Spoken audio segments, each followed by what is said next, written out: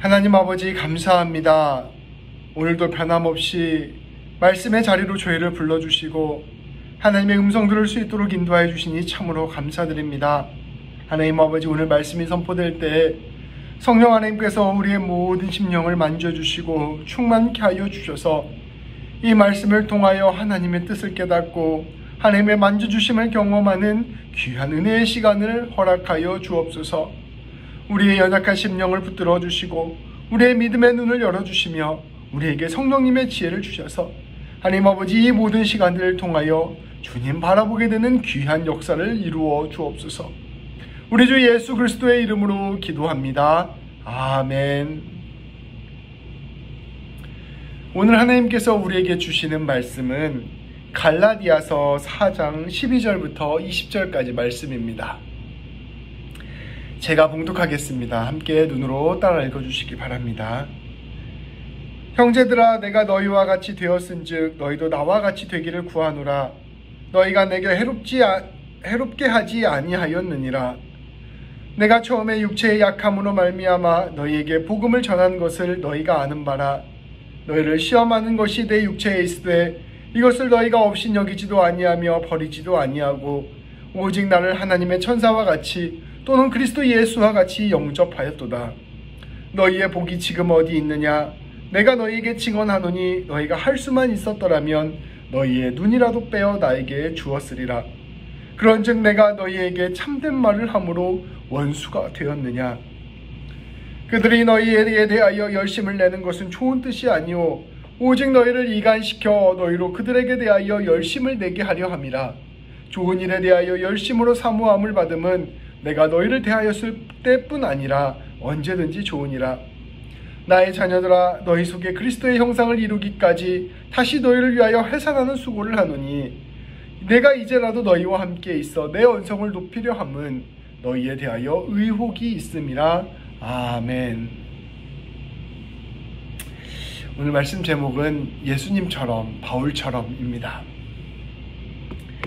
오늘은 우리 예수님께서 십자가에서 못 박혀 돌아가신 성금요일입니다. 교회 전통에서는 예수님께서 돌아가신 금요일 저녁부터 주님께서 부활하신 주일 아침이 오기 전까지 깊이 침묵하면서 우리 주님의 고난을 묵상하였습니다. 우리 1년 동안 우리 예수님을 묵상할 때 이 시기가 가장 비통하고 또 마음 아픈 그런 시기입니다. 우리도 오늘 말씀과 기도를 통해 우리 주님의 고난을 다시 한번 생각하고 무엇보다 그 고난에 담긴 주님의 사랑과 은혜를 깊이 바라보는 시간을 갖게 되기를 소망합니다. 이제껏 우리가 함께 말씀을 나누었듯이 갈라디아서 말씀은 복음을 떠나 잘못된 가르침에 빠진 갈라디아 교회 성도들에게 보낸 바울의 편지입니다. 갈라디아 교회는 바울이 첫 전도 여행 때 전한 교회로서 바울의 첫 자녀와 같은 교회였습니다. 오늘 말씀을 살펴보면 그가 얼마나 큰 사랑과 헌신으로 이 교회를 세웠는지를 알 수가 있습니다. 그러나 바울이 떠나고 난 뒤에 잘못된 가르침을 가르쳤던 거짓 교사들이 갈라디아 교회에 찾아왔고 안타깝게도 이 갈라디아 교회 성도들은 이들에게 넘어가 버리고 말았습니다. 갈라디아 교회 성도들은 바울의 가르침, 곧 올바른 복음을 떠났을 뿐 아니라 더 이상 바울을 신뢰하지 않게 되었습니다. 그들은 신앙의 길을 잃게 된 것입니다. 바울은 이러한 갈라디아 교회를 보면서 크게 슬퍼하였습니다. 바울은 그 누구보다 이 갈라디아 교회의 성도들을 사랑했기 때문입니다. 바울은 어떻게 해서든지 이 갈라디아 교회가 예수님께로 다시 돌아오기를 원했습니다. 다시 복음을 붙들기를 원했습니다. 무엇보다 바울은 우선적으로 갈라디아 교회 성도들이 자기 자신에 대한 오해를 풀고 자기 자신과의 관계를 회복하기를 원했습니다. 그것은 단순히 갈라디아 교회 성도들과 바울의 개인적인 관계의 문제일 뿐 아니라 갈라디아 교회 성도들의 신앙의 문제로 이어지는 것이었기 때문입니다. 성도에게 있어서 이 목회자와의 관계는 그 신앙에 있어서 매우 중요합니다. 그것은 목회자가 맡고 있는 역할 때문입니다. 목회자가 교회 공동체 안에서 말씀을 전하는 역할을 맡고 있고, 또 주님의 사랑과 은혜로 양육하는 그 역할을 맡고 있기 때문입니다. 이 목회자에 대한 신뢰가 깨지면 자연스럽게 말씀에 대한 신뢰가 무너지고, 또 주님의 사랑과 은혜를 누리는데 큰 어려움을 겪게 됩니다. 말씀을 들어도 저 사람의 말이 하나님의 말씀으로 더 이상 들리지 않게 되고, 저 사람이 무언가 목회를 해도 저게 하나님의 사랑과 은혜로 느껴지지 않게 되면 그때부터 이 사람의 신앙이 무너지기 시작하는 것입니다. 하나님의 말씀은 여전히 귀한 말씀이고, 하나님의 사랑과 은혜는 여전히 우리에게 부어지고 있지만, 목회자와 이 성도 간의 무너진 관계가 이를 온전히 받아들이는 것을 방해하기 때문입니다. 우리가 이단들을 살펴보면 가장 먼저 목회자와 성도들의 신뢰관계를 흔드는 것을 볼 수 있습니다. 왜냐하면 이 신뢰관계를 흔드는 것으로 말미암아 이 성도들의 신앙을 쉽게 무너뜨릴 수 있기 때문입니다. 또한 목회자가 자기가 맡은 역할을 온전히 감당하지 못하고 그 실수와 부족함이 있다면 그 실수와 부족함과 목회자의 죄악이 고스란히 성도들에게 피해를 입히는 것을 또한 우리는 흔히 볼 수 있습니다.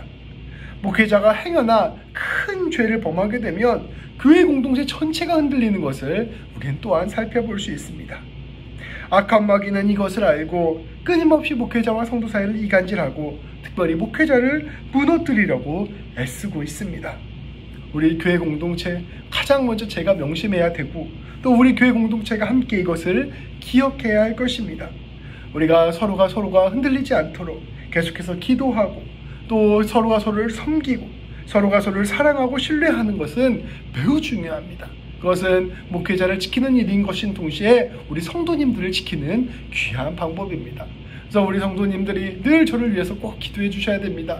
제가 무엇보다 하나님께 붙들려 있을 수 있도록, 복음에 붙들려 있을 수 있도록 시시때때로 저를 위하여 기도해 주시기 바랍니다.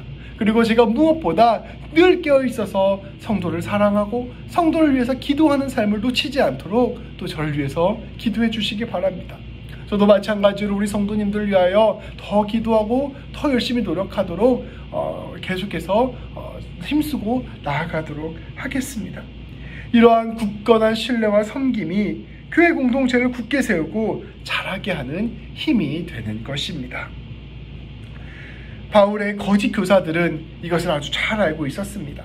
그래서 단순히 바울의 가르침만을 공격한 것이 아니라 바울 자체를 공격하였습니다. 우리 요즘 정치인들 보면 그러잖아요. 그 사람이 어떤 메시지를 하는가, 그 메시지만 공격하는 게 아니라 그 메시지를 이야기한 메신저, 그 말한 사람을 막 공격하잖아요. 그래서 그 이야기 자체의 신뢰도를 떨어뜨려서 사람들의 지지를 잃게 만드는 것, 이게 정치인들의 흔한 수법인데요. 이런 일들이 실제 우리의 영적 생활에도 그대로 일어나게 된다는 것입니다. 이 거짓 교사들이 바로 이와 같은 방법을 사용했던 것입니다. 바울이 진정한 사도가 아니다. 바울의 가르침은 말씀을 무시하는 가르침이다. 바울은 말씀을 무시하는 사람이다. 바울은 이미 교회를 공격했던 사람이다. 그가 진실로 교회를 사랑할 리 없다. 바울은 하나님의 뜻을 바르게 가르치는 사람이 아니다. 바울은 갑자기 어디서 나온 사람으로서 그는 신뢰할 만한 사람이 아니다라고 계속해서 이렇게 바울을 공격한 것입니다. 이들은 계속해서 이처럼 바울을 공격하고 바울을 향한 갈라디아 교회의 신뢰를 흔들었습니다. 그리고 갈라디아 교회 성도들이 더 이상 이 바울을 신뢰하지 않게 되었을 때 그들은 그 신앙의 길을 잃어버리고 말았습니다. 바울은 그렇기 때문에 어떻게 해서든지 이들을 복음으로 돌이키기 위해서 자기와 성도들과의 관계를 회복시키고자 하였습니다. 그래서 바울은 그들의 마음을 돌이키기 위하여 바울이 처음 전도를 시작한 때를 떠올려 전하기 시작했습니다.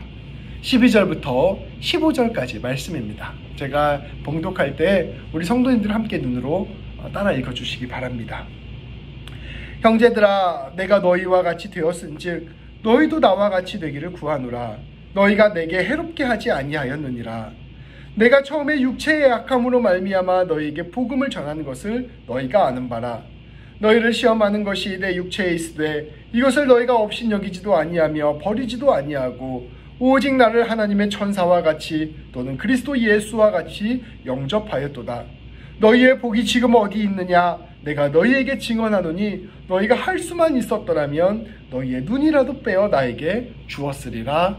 아멘. 우리가 멀리 떨어져서 도와주고 챙겨주는 것도 사랑이지만 진짜 사랑은 같은 입장이 되어주는 것입니다. 같이 울어주고 또 같이 기뻐해주고 또 같이 힘든 길을 걸어가고 같이 성장하는 것, 이처럼 같은 자리에서 함께하는 것만큼 귀한 사랑이 없습니다. 우리 예전에 안재욱의 친구라는 노래 가사를 보면 그런 함께하는 이야기가 계속해서 나오잖아요. 친구란 다름이 아니라 힘들고 지칠 때 함께 울어주고 또 내가 기쁜 일이 있을 때 같이 부둥켜 안고 기뻐해주고 내 삶 가운데 같은 길 함께 걸어가주는 것, 같은 자리에 계속 있어주는 것, 이것이 바로 친구다라는 이야기를 이 안재욱이 불렀던 친구라는 노래 가사에 그대로 나옵니다. 이것이 바로 진짜 귀한 사랑이라는 것이지요. 우리 예수님께서 우리에게 주신 사랑이 감격적인 것은 우리 예수님께서 이처럼 우리와 같은 입장이 되어서 우리를 사랑해 주셨다는 데 있습니다. 히브리서 4장 15절 말씀을 보면 이렇게 나옵니다. 이렇게 말씀합니다. 우리 주님은 우리와 똑같은 삶의 어려움을 느끼셨습니다. 그렇기 때문에 우리의 아픔을 누구보다도 잘 아십니다. 또 빌립보서 2장에서는 이렇게 말씀합니다. 우리 예수님께서는 자기를 비우시고 낮추셔서 종의 형체를 가지시고 사람으로 죽기까지 복종하셨습니다.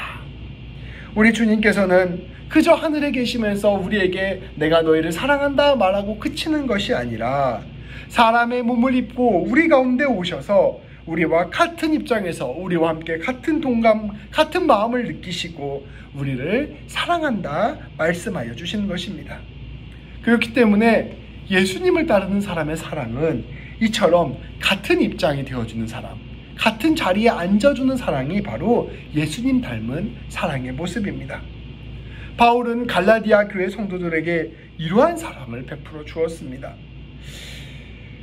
또한 거꾸로 갈라디아 교회 성도들이 바울에게 베풀어 준 사랑도 바로 이러한 사랑이었습니다.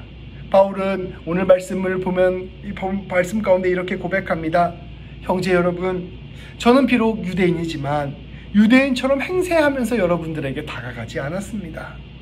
저는 여러분의 삶의 모습으로 여러분께 나아갔습니다. 왜냐하면 그러한 사랑이 예수님의 사랑이요, 그러한 사랑이 예수님의 복음의 방식이기 때문입니다. 이 12절 말씀을 제가 조금 쉽게 풀어서 설명한 거예요. 형식적으로 율법을 지키고 절기를 지키는 것을 통해서 우리가 예수님을 아는 것이 아니라 우리 예수님께서 우리에게 주신 그 은혜와 사랑을 믿는 믿음을 통하여 우리는 예수님을 알게 되었습니다. 그렇기 때문에 저도 그 예수님의 은혜와 사랑을 여러분에게 알려드리고자 그렇게 여러분과 같은 입장에 서서 여러분의 삶의 자리에서 똑같이 사랑을 나누어 주었던 것입니다. 여러분, 이와 같은 저의 사랑의 방법을 기억하시고 그것을 통하여 우리 예수님 기억하셔서 저와 같이 예수님의 사랑에 집중하게 되기를 바랍니다 라고 바울은 얘기하고 있습니다. 그리고 제가 그렇게 여러분들에게 같은 입장에 되어서 다가갔을 때 여러분도 기꺼이 저를 받아주시지 않으셨습니까? 그 마음을 다시 한번 떠올려 보십시오 라고 바울은 선포하고 있는 것입니다. 계속해서 바울은 이처럼 처음 만났을 때를 상기시키면서 이야기를 진행하였습니다. 바울은 고백합니다. 제가 여러분을 처음 만났을 때를 한번 생각해 보십시오. 제가 여러분들에게 처음 복음을 전했을 때를, 그때 상황을 한번 떠올려 보십시오. 사실 저는 그때 몸이 몹시 아파서 갈라디아 지역에 머무를 수밖에 없었습니다. 네, 놀랍게도 제가 이 몸이 아파서 머무를 수 있게 된 것 때문에 여러분들에게 복음을 전할 수가 있었습니다. 그때 여러분들은 어떻게 저에게 대했습니까? 저를 몸이 아프다고 해서 업신여기거나 저를 무시하거나 저를 떠나지도 않으셨습니다. 오히려 이렇게 연약하고 부족한 저를 하나님의 천사처럼 또 예수 그리스도처럼 영접해 주셨습니다. 그것을 한번 생각해 보십시오. 여러분이 왜 저에게 그렇게 대접을 해주셨습니까? 그것은 여러분이 복음에 감격했기 때문이며 예수님을 깨달았기 때문이며 하나님의 충만한 은혜 가운데 있었기 때문입니다. 여러분, 그때를 한번 생각해 보십시오. 그때는 여러분들이 저에게 눈이라도 빼어서 줄 기세였습니다. 그렇게 여러분은 저를 깊이 사랑해 주셨습니다 라고 바울은 선포하고 있는 것입니다. 바울은 이처럼 갈라디아 교회 성도들과의 사랑의 관계를 회상하였습니다. 이때가 바로 바울과 갈라디아 교회 성도들 모두 예수 그리스도의 복음으로 말미암은 은혜와 사랑이 가득했던 시절이었습니다. 바울은 예수님의 은혜에 사로잡혀서 자신의 모든 것을 내어주며 사역하였습니다.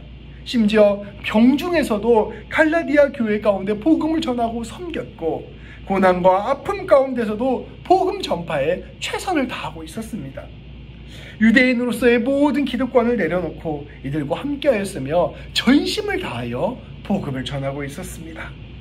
이에 갈라디아 교회 성도들 역시 예수 그리스도의 은혜에 사로잡혔습니다.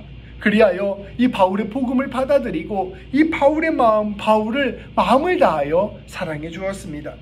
당시의 보통 사람들은 병에 걸린 사람들을 낮추어 보고 심지어 저 사람은 신의 저주를 받았다라고 생각하기까지 하였습니다. 이때 바울이 어떠한 병에 걸렸는가는 여러 가지 학자들마다 의견이 다른데요. 어떤 사람은 간질에 걸렸었다라고 요즘은 뇌전증이라고 표현하죠. 이 병에 걸렸다라고 이야기하는 사람도 있고요. 또 어떤 사람은 안질이다라고 이야기하는 사람도 있습니다. 그래서 둘 다 사실은 사람들 보기에 조금 당시 사람들이 보기에 조금 껄끄럽다라고 생각했던 병입니다. 물론 지금은 전혀 그렇게 생각하지 않지만 당시 사람들은 아직 그런 의학에 대한 기술이 없었기 때문에 껄끄러워했던 병입니다. 근데 이 갈라디아 교회 성도들은 이 바울의 이러한 병에도 전혀 개의치 않고 오히려 이 바울을 예수님처럼 천사처럼 귀하게 여겨 주었다는 것입니다. 이들은 바울을 지극히 섬겨주었고 자신의 모든 것을 내어 사랑해 주었습니다. 바울과 이 갈라디아 교회 성도들이 이처럼 행동할 수 있었던 이유, 그것은 무엇보다 복음, 예수님의 은혜가 가득했기 때문입니다. 성경이 말하는 사랑의 방법은 아주 간단합니다. 우리가 사랑하려고 노력하고 애쓰고 이렇게 해서 우리가 사랑할 수 있는 것이 아니라 예수 그리스도의 복음에 사로잡혀 있을 때, 하나님의 은혜에 충만하게 잠겨 있을 때, 예수님의 사랑을 우리가 깊이 깨달았을 때 우리가 사랑할 수 있게 된다는 것을 말씀은 우리에게 계속해서 이야기하고 있습니다. 이 갈라디아 교회 성도들이 이처럼 충만한 은혜 가운데 사랑 가운데 있었던 것입니다. 예수님의 닮은 사랑은 오직 이처럼 예수님의 은혜, 곧 복음의 말씀에 깊이 잠겨있을 때에 드러나게 됩니다. 그런데 이처럼 사랑했던 관계가 깨어져 버렸습니다. 갈라디아 교회 성도들이 바울의 가르침을 떠나서 헛된 가르침을 받아들였기 때문입니다. 이들이 복음을 헌신짝처럼 내버렸기 때문입니다. 복음에 사로잡혀 있던 이들이 복음을 떠났을 때, 예수 그리스도의 사람이 예수 그리스도를 다시 거절했을 때 그들이 갖고 있는 냉담함은 복음을 원래부터 몰랐던 사람보다 훨씬 더 크다는 것을 우리는 때때로 느낍니다. 우리가 신천지나 기타 이단들이 있잖아요. 근데 그런 이단들에 빠진 사람들을 한번 살펴보면 그 사람들이 원래는 독실한 기독교 신자였다가 이렇게 이단으로 빠져버리게 된 사람들이 대부분입니다. 네, 그 사람들을 잘 살펴보면 원래 교회를 안 다녔던 사람보다 훨씬 더 교회를 적대하고 목회자나 성도를 적대하는 마음이 크다는 것을 우리는 때때로 봅니다. 은혜로 채워졌던 마음 가운데 냉담함이 가득 채워지는 것처럼 보이는 것입니다. 갈라디아 교회 성도들의 모습이 꼭 이랬습니다. 이러한 성도들의 태도에 이 바울은 크게 낙심하고 또 슬퍼하고 당황하였습니다. 16절 말씀은 이러한 바울의 심정이 그대로 드러납니다. 제가 봉독하겠습니다. 그런즉 내가 너희에게 참된 말을 함으로 원수가 되었느냐. 바울은 단식합니다. 이처럼 귀한 관계였던 우리가 어떻게 원수가 될 수 있습니까? 제가 여러분에게 옳은 복음, 진리를 전한다고 해서 그것 때문에 이렇게 되는 것이 얼마나 안타까운 일입니까? 바울은 이토록 멀어져 버린 교회 성도들을 생각하며 크게 슬퍼하였습니다. 바울은 이어지는 17절, 18절 말씀을 통해 이와 같이 돼버린 데에는 거짓 교사들의 잘못된 이간질이 있음을 폭로하였습니다.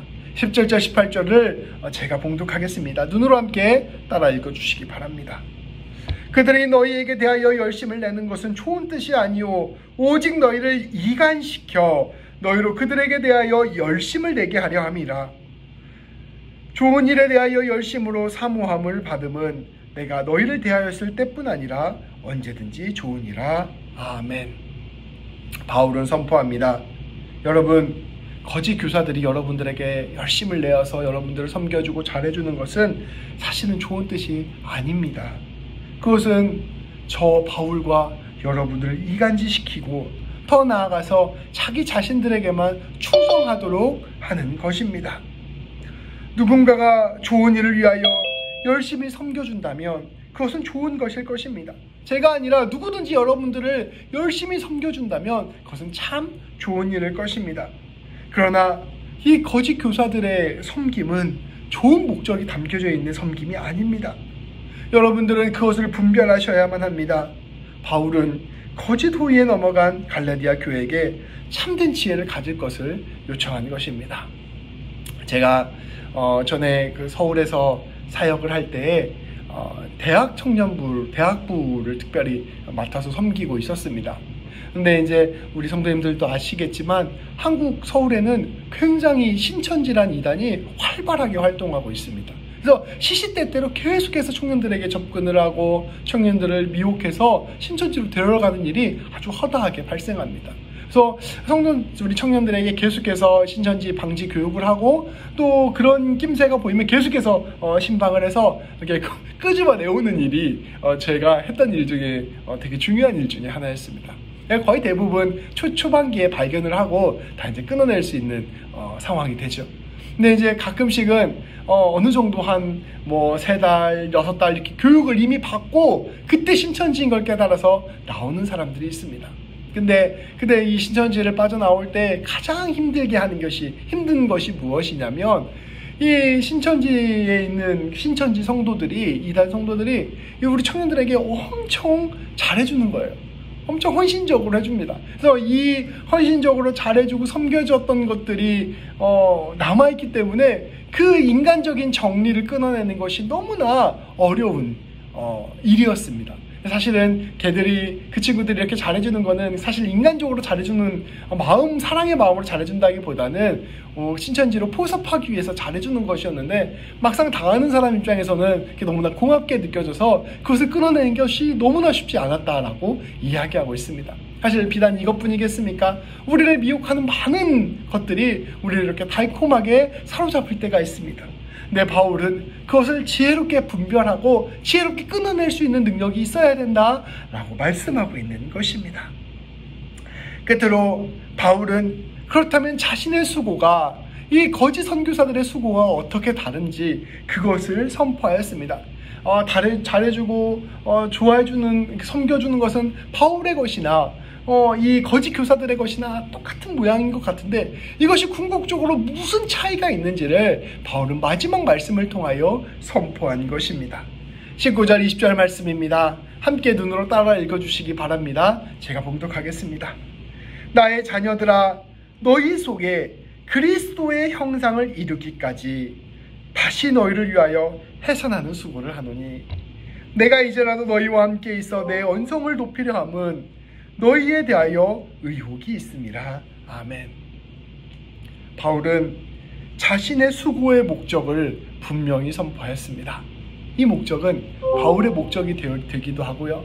동시에 모든 목회자들의 목적이 되기도 하고요. 더 넓혀서 말하면 모든 성도들의 삶의 섬김의 목적이 되기도 합니다. 그것은 여러분 속에 그리스도의 형상을 이루기 위함입니다 라고 선포하고 있습니다. 바울은 자기가 이토록 수고하고 애쓰는 것은 그 어떤 다른 것에 목적이 있는 것이 아니라 성도들이 예수님 닮아갈 수 있도록, 또 성도님들이 예수님과 함께 할 수 있도록, 또 성도님들이 예수님의 사랑을 깊이 깨닫게 하기 위함이라는 것을 분명히 선포하였습니다. 우리가 우리 서로가 서로를 사랑하고 서로가 서로를 섬기고 또 특별히 저에게 있어서 우리 성도님들을 섬기는 일의 목적은 바로 이것입니다. 교회를 성장시키고 또 우리 교회 가운데 여러 가지 헌신과 봉사를 많이 하게 하고 또 이 성도님들을 통하여 무언가 대단한 일을 하기 위해서 이러한 일들을 하는 게 절대 아닙니다. 그러한 것들을 위해서 이런 섬김을 한다면 그 목사는 타락한 목사입니다. 우리가 서로가 서로를 섬길 때 그런 것들을 목적으로 우리가 누군가를 섬긴다면 그 사람은 그리스도의 길로부터 벗어난 사람입니다. 우리의 섬김의 핵심, 중심에는 바로 우리가 서로가 서로를 예수님 닮아가는 길로 인도할 수 있도록 또 우리가 서로가 서로에게 예수님 알아가고 예수님과 함께 할 수 있도록 또 우리가 서로가 서로에게 예수님의 사랑을 깊이 깨닫게 하기 위함이라는 것을 우리는 명심하고 섬겨야 할 것입니다. 바울은 참된 목회의 본질이 무엇인지, 참된 그리스도인의 섬김과 사랑의 방향이 무엇인지를 보여주었습니다. 이것이 우리가 서로를 사랑하는 길의 중심이 되어야 된다는 것이죠. 제가 우리 성도님들을 섬기고 사랑하는 그 길에 더욱 헌신하고 애쓸 수 있도록 기도해 주시기 바랍니다. 그리고 그 일을 섬기려 할 때에 나의 어떤 인간적인 목회적인 욕심이나 어떤 인간적인 생각이나 이러한 것들이 아니라 어떤 목회자로서의 인기나 이런 것들이 아니라 어떻게 하면 우리 성도님들이 예수님과 더욱더 가까워질 수 있을지 그것을 내 삶의 중심으로 놓고 내 생각의 중심으로 놓고 우리 성도님들을 섬길 수 있도록 우리 하나님을 사랑하고 우리 성도님들을 사랑하는 마음을 잃지 않도록 끊임없이 저를 위해서 기도해 주시기 바랍니다. 저도 우리 성도님들을 위하여 오직 예수님을 위하여 우리가 함께 나아갈 수 있도록 기도하고 수고하도록 노력하고 하나님 예수님 붙들고 나아가도록 하겠습니다. 바울은 이러한 섬김과 사랑, 이것이 바로 해산하는 수고다라고 선포하고 있습니다. 해산이라는 것은 무엇일까요? 해산은 아이 낳는 거잖아요. 해산하다, 아이를 낳는다라는 것인데요. 이 해산이라는 것은 오늘날에는 이렇게 의료기술도 많이 발달되어 있고 또 한국 같은 경우에는 아이 난 다음에 그 산후조리원도 가고 이렇기 때문에 비교적 예전보다 조금 수월해졌지만 그래도 해산은 본질적으로 목숨을 맞바꾸는 행위입니다. 새로운 생명을 위하여 내 목숨을 내어주는 것이에요. 우리 집사님들 지금 함께 우리 계속해서 이렇게 기도회 하고 계신데 우리 집사님들 자녀들 낳으셔서 이렇게 양육하시다 보면 이 해산한다는 것이 내 목숨과 이 아이의 목숨을 바꾼다는 것이 무엇인지를 조금은 느끼고 생각하실 수 있을 것입니다. 우리가 새 생명을 위하여 자기의 생명을 내어놓는 모험을 하게 되는 것입니다. 실제 그리고 낳은 다음에서도 이 생명을 키우는 일이 결국 내 생명을 주는 것과 같다는 생각을 우리는 하게 되는 것이죠. 내 뼈를 내주고 내 관절을 내주고 내 피부를 내주고 내 젖을 내어주고 내 시간들을 내어줘서 어떻게 해서든지 이 아이가 생명을 피울 수 있도록 내 생명을 내어주는 것, 이것이 바로 해산의 본질입니다. 심지어 죽음을 각오하는 것, 이것이 바로 해산의 본질인 것이죠. 바울은 갈라디아 교회 성도들에게 예수님을 통하여 진정한 생명을 주고자 자신의 생명을 내놓았다라고 선포하고 있는 것입니다. 바울은 그렇기에 언성을 높이며 이 갈라디아 교회들에게 깨닫고 돌아오라라고 선포하고 있는 것입니다. 오늘 말씀을 정리해보고자 합니다. 오늘 말씀은 목회가 무엇인지, 더 나아가 그리스도인이 된다는 것이 무엇인지를 우리에게 깨닫게 합니다. 거짓 교사들은 자기의 유익을 위해 갈라디아 교회 성도들을 섬겼습니다. 마치 싹군이 돈을 위해서 양을 치듯이 그렇게 갈라디아 교회를 섬긴 것입니다. 그것은 이익을 위해서 사람을 이용하는 세상의 방식입니다. 그 결과가 어떻게 되었습니까? 성도들은 복음에서 멀어지고 참된 목자에게서 떠났으며 참된 사랑을 잃어버리고 오히려 지극히 냉담해지고 말았습니다. 우리 안에 예수님의 충만한 사랑이 없어지고 우리 안에 잘못된 복음, 예수님으로부터 멀어진 마음만 우리 안에 들어오게 되면 결국 우리는 사랑을 잃어버리고 냉담해지고 마는 것입니다. 그러나 바울은 오직 예수 그리스도를 위해 그리고 갈라디아 교회 성도들을 위해 그들을 섬기고 사랑하였습니다. 바울은 그들을 사랑하기 위해 그들과 같은 입장이 되었고 그들 위해 자신의 모든 것, 심지어 생명까지도 내어주었습니다. 해산하는 수고를 마다하지 않은 것입니다. 다른 이들을 살리기 위하여 자신의 것을 완전히 내어주는 사랑을 전한 것입니다. 그 결과 그들은 헤아릴 수 없는 큰 은혜와 사랑을 경험할 수 있었습니다. 서로가 서로를 사랑함으로 말미암아 모두가 하나님 나라를 경험한 것입니다. 예수님께서 말씀하신 그 놀라운 은혜를 함께 누리게 된 것입니다. 바울의 모습은 누구의 모습을 닮았습니까? 다름 아닌 예수님의 모습입니다. 우리 예수님께서는 우리를 사랑하사 우리를 위하여 사람의 몸을 입고 이 땅 가운데 오셨습니다. 우리를 위하여 지극히 낮은 자리로 내려오셔서 우리와 같은 입장이 되어주신 것입니다. 그리고 우리를 위하여 모든 것을 내어주시고 십자가에서 죽으셨습니다.